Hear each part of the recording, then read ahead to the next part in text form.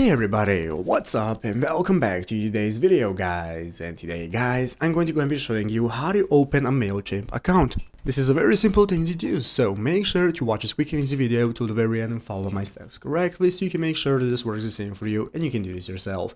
But yeah guys, let's get straight into it. So the first thing we need to do is to go and open up the official Mailchimp website right here, mailchimp.com. If you've not already, this is the main URL that you want to open up. So once you have opened it up, now we can get started. From here, you're going to go ahead and be greeted by the home page from where we can continue. So here, as you can see, the first thing we need to do to be able to use Mailchimp is to log in. So what we want to do if we want to open an account is click the sign up button.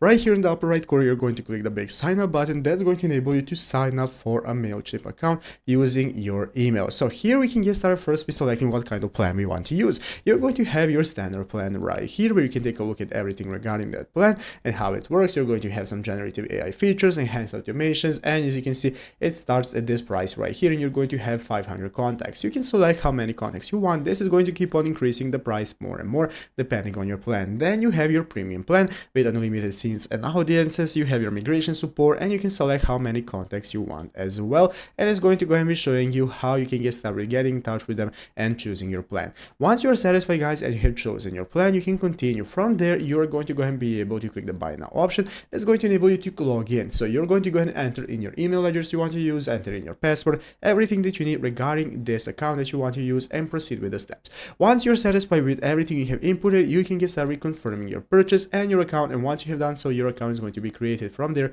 you can get started with logging in normally in the upper right corner and get started with using Mailchimp, and it's easy as that. So I hope this video was helpful. If it was, make sure to leave a like, subscribe to the channel. So guys, thanks for watching, take care, and bye.